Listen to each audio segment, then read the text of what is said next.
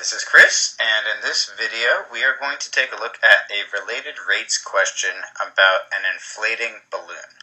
So here we are going to look at this problem. If you're looking at a Larson textbook, this shows up in the related rates section as question 17 in some versions. You might have a different version, but I'm sure in whatever version you're dealing with, you can find a situation where you have a sphere that is increasing in size. And that's what we're dealing with here. So it says a spherical balloon is inflated with gas at the rate of 800 cubic centimeters per minute. How fast is the radius of the balloon increasing? At the instant, the radius is 30 centimeters and 60 centimeters. So those are the two parts of this question. But first, let's do the initial setup and write down the information that we are given. So for any calculus student looking to explore related rates, especially if you're a super cool student named Max, then this question is going to be relevant to you. So for a spherical balloon, when they're talking about a sphere, that means that we want to look at our equation for the volume of a sphere. So that's our base equation that we're going to use. And the volume of a sphere, hopefully we know. I'll give you a sec to think of it, remember it, dig back in the brain, but hopefully we're able to get that the volume of a sphere is 4/3 pi r cubed. And that's essential for this question, and that's the baseline information that we want to start with in order to then be able to derive that and utilize the information in the question. And the other piece of information that the question itself gives us is they give us a rate of 800 cubic centimeters per minute, and that's a rate. So we know that that's going to be a d something. And because it's cubic centimeters, that's a volume. So we know we're looking at a dV dt type of value. So the dV dt, or the change in volume over time, is what that means. Think of dV dt as delta V delta t, because that's what that means. And that's what that's short for in using that representation. So you're looking at rate of change here. And your dV dt for this, they tell us, is 800 cubic centimeters per minute. And we are going to use that as 800 cubic centimeters positive because it's increasing. If they said that the spherical balloon was decreasing or deflating at that rate, then we would use that as a negative 800. But here we can use that as a positive, and now we can get into the actual calculus of this problem.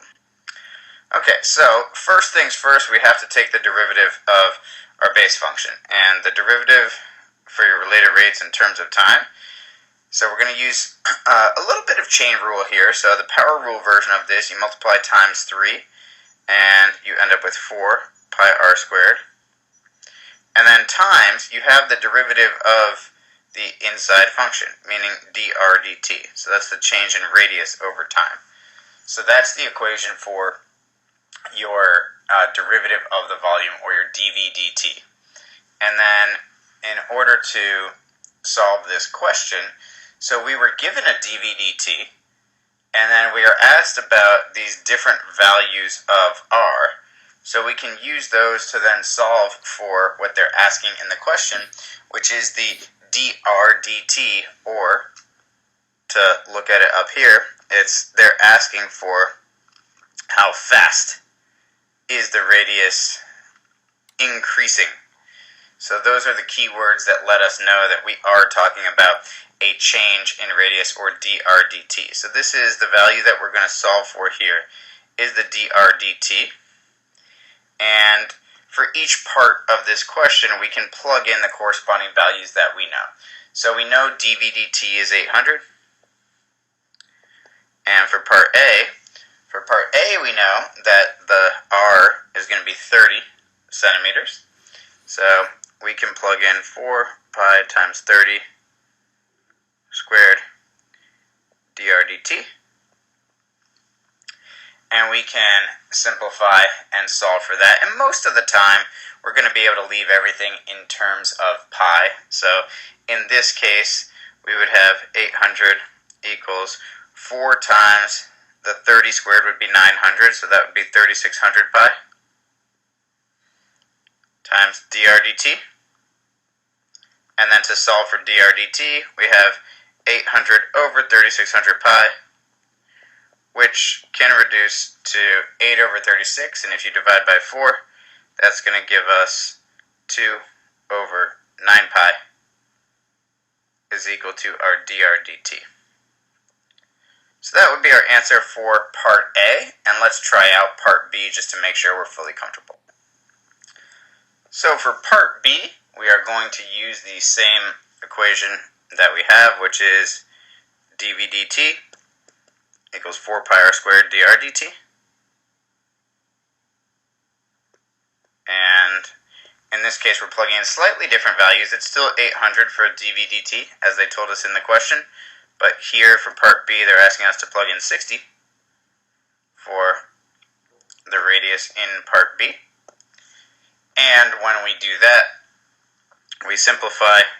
We get, let me move this a little bit lower. We get 800 equals, so that would be 60 squared is 36, and then 3600 times 4, so that would be 14,400 pi times dr dt. And when we divide 800 over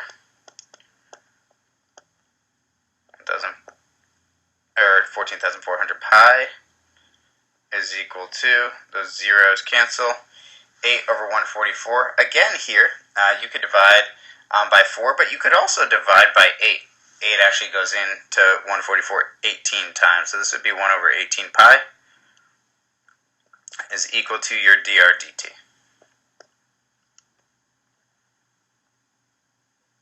So we can come up with these couple of answers for parts A and B from this related rates question.